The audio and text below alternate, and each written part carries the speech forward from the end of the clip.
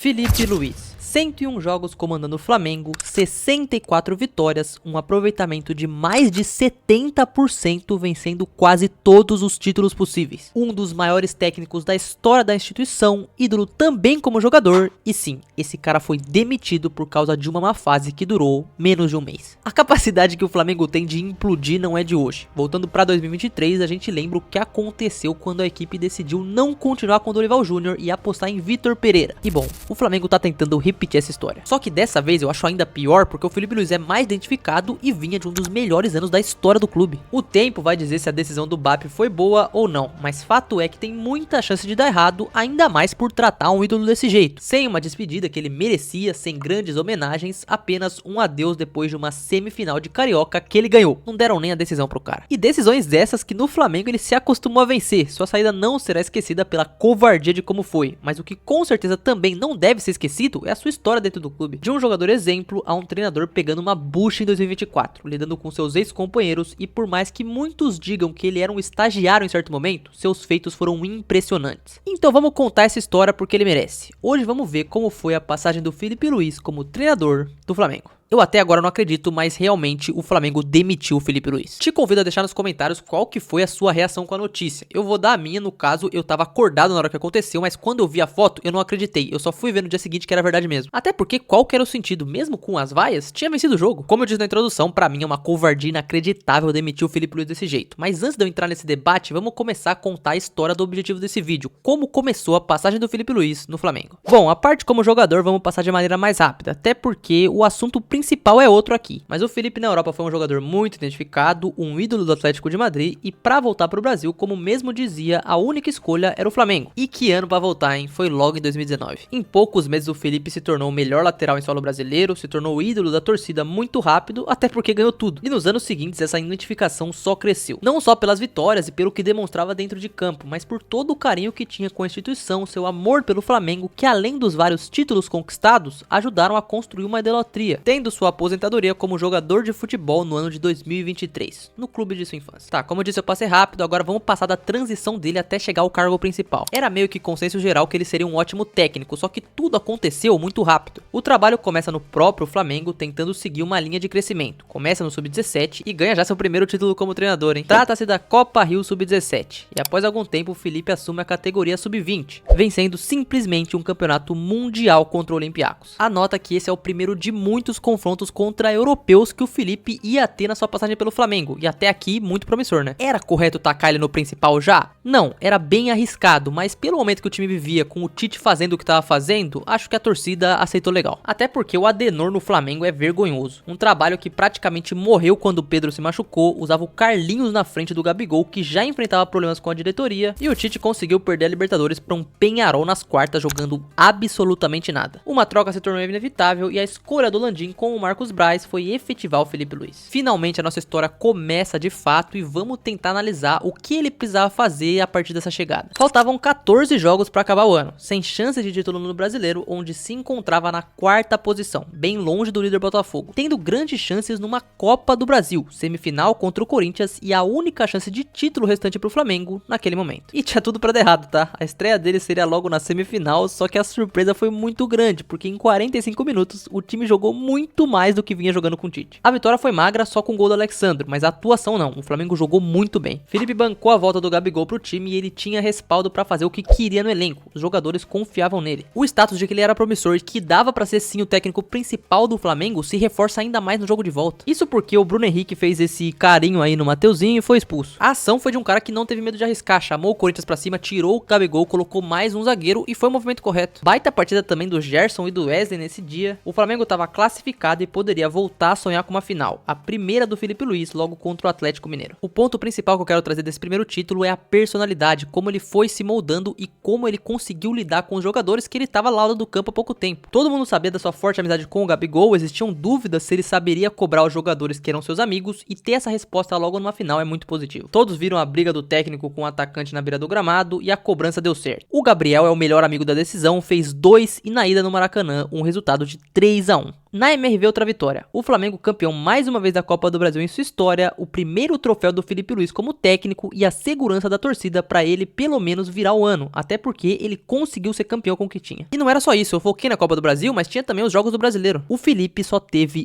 uma derrota nos 10 jogos que restavam. O Flamengo terminava o ano bem demais, a esperança retornava e uma taça era tudo o que aquele time precisava. Só que algumas coisas aconteceram e algumas dessas coisas iam impactar lá na frente. Voltando para a final da Copa do Brasil, aquela seria a última final de Gabigol com a camisa rubro-negra. E além dele, a volta do Pedro ainda não estava programada em janeiro. Então ou ele se virava com o que ele tinha, até porque o elenco do Flamengo é bem forte, ou ele ia pro mercado. Só que a mudança maior era no comando do Fla. Na diretoria chegava o fim do mandato do Landim e o novo presidente escolhido foi o BAP, com José Boto como diretor de futebol. É importante citar isso porque por mais que o BAP tenha mantido ele foi escolhido para ser treinador na gestão anterior. E isso impacta porque ele ficou pelo desempenho e ele só continuaria por conta do desempenho. Talvez isso tenha alguma relação com o que aconteceu agora em 2026. A diferença é que 2025 começou daquele jeito, não tinha nem como questionar o Felipe. Início de Carioca, a velha história, começa com a base, depois vem os titulares que estavam em pré-temporada nos Estados Unidos. Um dos melhores atributos desse time que se tornou histórico era o forte setor defensivo, que seria reforçado com o Danilo, e pra frente como opção veio o histórico Juninho X. E o que o Flamengo tinha pra disputar esse ano era gigante. Primeiro, óbvio, o Brasileirão, que desde o início o BAP colocava como uma prioridade. Depois, com certeza, tentar voltar a vencer a Libertadores. Mas tinha uma Supercopa contra um rival que era um primeiro start e um importante Mundial de Clubes no meio do ano. O elenco teria que disputar tudo, isso sem contar, óbvio, a Copa do Brasil, mas essa o Flamengo já tinha vencido e acabou que caiu logo cedo também. Então bora, segundo título do Felipe Luiz já veio em fevereiro. A chuva fez sua parte num dilúvio no Pará, mas o que o Flamengo jogou foi sacanagem. O Botafogo não teve nem chance, tomou 2 do Bruno Henrique, que gosta de fazer gol no fogão, e uma cavada linda do Luiz Araújo. Segundo o título do Felipe no seu reinado, uma Supercopa, mas já dava pra dar confiança e teria ainda no começo do ano o Carioca. O Fla tava muito acima do nível do estadual e na semifinal o adversário era logo o Vasco. O rei dos clássicos no Rio, o Bruno Henrique, fez o gol no jogo de ida e na volta a vitória de novo, dessa vez por 2-1, e adivinha quem fez o gol de novo?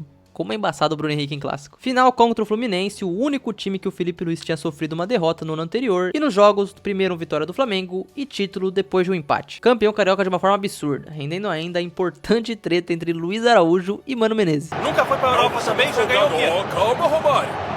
Só que vamos atentar os números, porque de novo, o trabalho era muito bom. O Flamengo desde a volta do time principal não perdeu no estado, só tomou 2 gols em 12 jogos e tudo isso ficou ainda mais impressionante no início do Brasileiro. A equipe até empata com o Inter, mas até a 6ª rodada vence 4 jogos e com autoridade. O Pedro voltava a jogar, meteu 4-0 no Corinthians dando um chocolate e a pergunta que ficava era quem poderia parar esse Flamengo do Felipe Luiz? Calma, também não foi tudo mil maravilhas, a temporada era muito longa e o Flamengo tinha muitos jogos pra disputar, era óbvio que teria altos e baixos. Teve esse início incrível sim no Brasileiro, mas na Libertadores não foi tão bem assim não. Em um grupo considerado fácil, de relevante a derrota por 2-1 pro Central Córdoba em casa. 2 empates fora em 2 jogos contra times inferiores. E chegando nas últimas 2 rodadas, precisava vencer. No final deu tudo certo, se classificou mais em segundo e com o Rossi tendo que salvar no último lance do último jogo. Um risco completamente desnecessário. Se ele não tivesse pego essa bola, acho que hoje o mundo seria diferente. Agora, antes de viajar pro Mundial, o Fla tinha alguns jogos importantes no Brasileiro que eram até pra testar o Felipe contra Cruzeiro e contra Palmeiras. Aconteceu uma derrota pré-mundial contra o Cruzeiro, sofrendo ainda uma lei do ex no último minuto com gol de pênalti do Gabigol. Mas no duelo contra os de verde, vitória do Flamengo, que embarcaria para os Estados Unidos numa situação muito boa. Apesar de tudo classificado na Libertadores e no Brasileiro se mantendo na liderança antes do embarque. Para completar no Mundial teria o reforço do Jorginho no meio campo e as expectativas eram gigantescas. Voltando pro Felipe Luiz, esse momento era muito importante porque era até para ver em que nível de treinador ele tava, ele ia competir com os melhores do mundo. O grupo do Flamengo era de certa forma tranquilo, tinha o Chelsea de mais pesado, só que o jeito que o Fla jogou nesse dia contra os Blues foi um exemplo pro mundo todo. Começa perdendo na falha do Wesley, mas o que aquele time jogou naquele dia foi absurdo demais. Empate com Bruno Henrique, ídolo máximo, gol decisivo de Danilo e ele ia fazer outro gol decisivo logo, mas a gente já vai chegar lá. E gol de Wallace. Marcado ficou a leitura do Felipe no jogo. Os gols do Flamengo saíram na bola aérea, que foi um ponto fraco do Chelsea. E a imprensa mundial já destacava a qualidade do treinador. O seu prestígio chegava num ponto alto. alto. O teto dele era tão grande que meses antes seria cogitado até em seleção com a queda do Dorival. E durante a Copa do Mundo de Clubes, até aquele papo dele ser o sucessor do Atlético de Madrid já começou a entrar em pauta mais ainda. Nos outros jogos da fase de grupos eu não citei muito, mas o Flamengo foi bem. Na estreia venceu e no terceiro jogo contra o LFC empatou. Só que deu muito azar no sorteio, o Bayern passou em segundo no grupo dele e por mais que o Flamengo tentou, ali não dava. O Bayern, quando apertou um pouco mais, decidiu. Mas o saldo era muito positivo pro Flamengo. Venceu o europeu, que seria o campeão, não fez feio contra o Bayern, tanto que fez 2 gols, orgulhou sua torcida e só não chegou mais longe porque o chaveamento foi cruel. Restava agora retornar pro Brasil ainda com moral para disputar os títulos nacionais. Já algumas mudanças também aconteceriam. Primeiro, o Fla perderia jogadores como Wesley e o Homem de Gelo. Mas olha a janela depois dos caras. Parece que o Boto não conseguiu o Mickey Johnson e depois começou a largar o dinheiro e pegar tudo. Veio o Samuelino por um valor altíssimo, o Saul, o Carrascal, o empresário genial do Emerson Royal também trouxe ele. E com isso o time do Flamengo era ainda melhor do que já era e que agora na parte final do ano teria tudo ainda para disputar. E mais uma vez a personalidade do Felipe para lidar com um dos jogadores mais importantes e mais queridos da torcida entrou em xeque. A atitude do Pedro durante a semana foi lamentável, beirou o ridículo pra mim. Foi uma das maiores cagadas na cabeça que eu já vi no futebol. O Pedro provou que ele não estava fazendo seu melhor, tinha sim seus problemas com a diretoria, mas junto com o Felipe conseguiu retornar. E é importante eu sempre falar que o Fla nunca caiu em constância de resultado, talvez em desempenho sim, mas conseguia sempre se manter ganhando. Por exemplo, perdeu o jogo contra o Santos no Brasileiro, mas depois vence um Fla-Flu com o gol do Pedro, que já retornava mostrando seu valor, depois emendou alguns jogos sem perder, caiu sim na Copa do Brasil pro Galo nos pênaltis, só que nos 2 jogos nem o time titular absoluto em campo estava usando.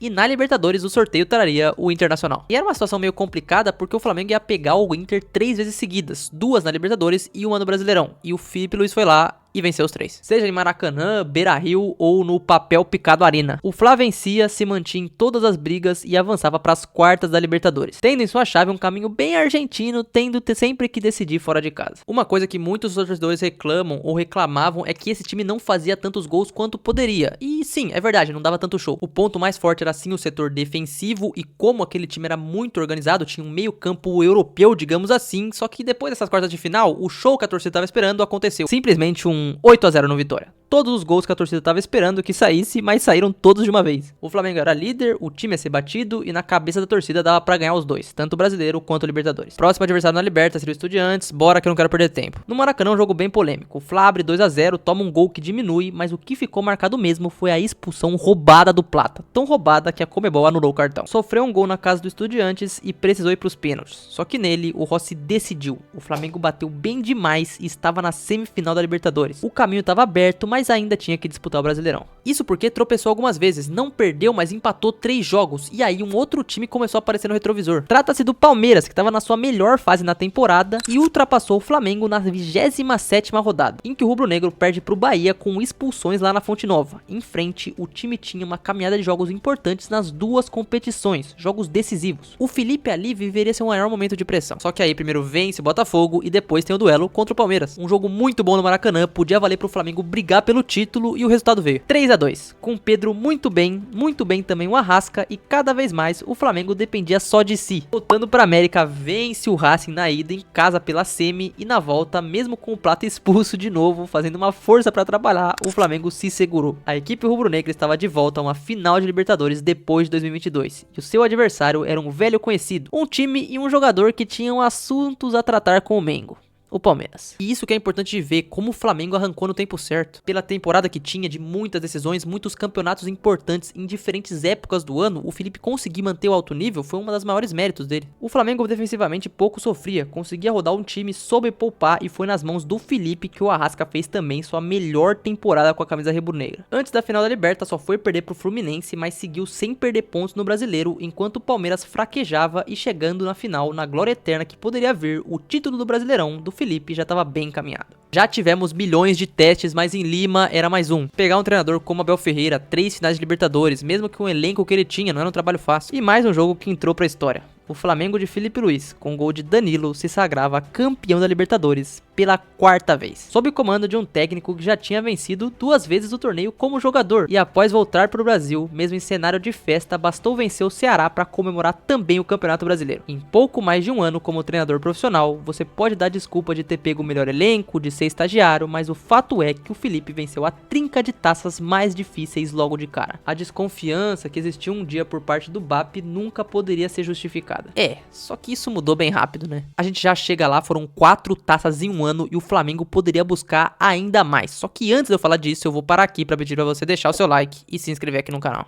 Valoriza que eu tinha outro vídeo pra trazer e eu tive que parar tudo pra produzir o mais rápido possível esse do Felipe Luiz. Então ativa o sino aí pra acompanhar tudo o que tá acontecendo por aqui. Retornando dos grandes campeonatos, faltava um que o Felipe ainda podia conquistar. Tô falando do Mundial. Passou pelo Cruz Azul e pelo Pirâmides, a chance final seria contra o PSG, o melhor time do mundo, e o Flamengo não fez feio. Jogou bem na medida do possível, foi pressionado, Marquinhos quase fez, mas o Fla conseguiu se segurar. Era só vencer nos pênaltis que o bimundial viria. Olha, vencer ou não o Mundial era só a cereja do bolo, mas do jeito que foi trágico, isso foi. 4 pênaltis defendidos, o Fla não venceria o PSG e nem o Mundial. Mas mesmo assim, a temporada que o time do Felipe fez é gigantesca. Um cara que em seu início competiu entre títulos e derrotas, e assim como um dia fez Jorge Jesus, o time do Arrasca venceu Libertadores e Brasileiro no mesmo ano, dominou o futebol brasileiro com uma pontuação absurda e em elenco ninguém chega perto do Flamengo. Se o Felipe Luiz ficasse, tudo levava a crer que iria se iniciar uma dominância ainda maior. Só que passando do Mundial, já começaram os problemas. Vale ressaltar e voltar de novo que o BAP não escolheu o Felipe Luiz. Quando ele chegou, ele teve que manter ele lá, não era a primeira escolha dele não. Teve a novela da renovação, troca de empresários, pedido de um salário muito acima por um momento. O Fla quase não fechou um novo contrato, mas no final deu tudo certo. O Felipe renova com o Flamengo e teria em 2026 um ano em teoria mais tranquilo pra trabalhar, colhendo os louros de tudo de gigante que ele fez em 25. Só que ele não teria tranquilidade porque ele tava no Flamengo, ainda mais com um ano que começaria muito rápido. Isso que me incomoda. Tudo que eu citei até agora do Mundial fazem 3 meses. E será que esse cara não pode ter um pouquinho de crédito? Desculpa, não existe Leonardo Jardim, oportunidade de mercado que mereça essa vaga. O Felipe Luiz foi campeão da Libertadores e não vai jogar o torneio como campeão. Essa parada é absurda. Se você for pensar, tudo isso aconteceu por um erro de planejamento, não só do Felipe, mas de todo mundo. Os caras teriam mais férias, até porque foi um ano muito desgastante, mas tudo teve que ser antecipado. O Fla começou com os juniores do Carioca, mas pelo fato de quase ir pro quadrangular do rebaixamento, o Felipe e o time principal tiveram que voltar antes. Fisicamente não era o ideal, mas quando voltou, venceu o Vasco. E bom, a torcida do Flamengo até que tava satisfeita. Lembrem-se, o seu time não é o PSG, o seu time não é o Bayern de Munique. Esse vídeo é bem zicado, né? Porque essa lista só cresceu. O Fla perde pro Fluminense no Carioca, depois na estreia do Brasileiro perde também pro São Paulo e teria na Supercopa o Corinthians. Antes disso a equipe tinha contratado o Paquetá por mais de 40 milhões de euros, a contratação mais cara, e ela estreava nesse dia. Só que o Fla jogou em marcha lenta enquanto o Corinthians jogou uma final. O time claramente ainda não estava bem fisicamente e esse seria o primeiro título perdido do ano. Mesmo assim, vou ressaltar que é só uma Supercopa, era importante, seria bom ter vencido, mas não é o melhor título da história não. No Carioca vai vencendo, empata com o Inter no Brasileiro e tem sua primeira vitória só na terceira rodada, só que tudo isso jogando mal, tendo inclusive falhas da grande contratação Paquetá nesses 2 jogos, e a escalação do time foi outro ponto que dá pra dizer que o Felipe perdeu a mão. O Pedro não tá bem ainda, o Arrasca não tá bem ainda e por muitas vezes ele fez uma rotação que não tava fazendo sentido, de falta de um Cebolinha até um Paquetá numa posição completamente errada que todo mundo percebeu, uma insistência no Plata, e sim, tudo isso pode ser criticado, mas era um Flamengo que tinha acabado de ser campeão de tudo, só que tudo pior ainda porque perdeu a Recopa do jeito que foi. Vamos lá, perder pro Corinthians é uma derrota pra outro time grande, só que perder pro Lanús, ainda mais nos 2 jogos, é um resultado bem ruim e as declarações do Felipe passaram a não ser aceitas. Parte da torcida perdeu a paciência com suas metodologias, o que ninguém esperava é que ele seria demitido mesmo. Bom, voltamos para a parte inicial do vídeo, eu nem vou me estender muito mais, porque como a gente notou aqui, por tudo que eu falei e tudo que eu falei em pouco tempo, é inacreditável ele ser demitido. Em 2 minutos eu falei de um momento ruim e em todo o resto do vídeo eu falei de momentos absurdos e momentos históricos do Flamengo. Podia dar errado esse ano? Podia sim, mas ele podia ter pelo menos tido a chance de trabalhar. Tem todo o rolo com o BAP, a renovação, e vindo essa oportunidade de pegar um Jardim agora, ele resolveu se adiantar. Só que mesmo assim, é uma situação de demitir um ídolo bem zoada, vai. Ele se despede com números absurdos, 5 troféus conquistados como treinador e ainda mais como jogador, tendo ainda disputado várias partidas contra times europeus. A passagem do Felipe Luiz nunca será esquecida. E seu futuro será na Europa ou no Brasil, eu não sei. E agora resta saber como vai ser o ano do Flamengo, se 2023 vai se repetir, porque o caminho parece muito. Só que isso é história que ainda não foi escrita. Essa foi a passagem completa do Felipe Luiz como treinador do Flamengo.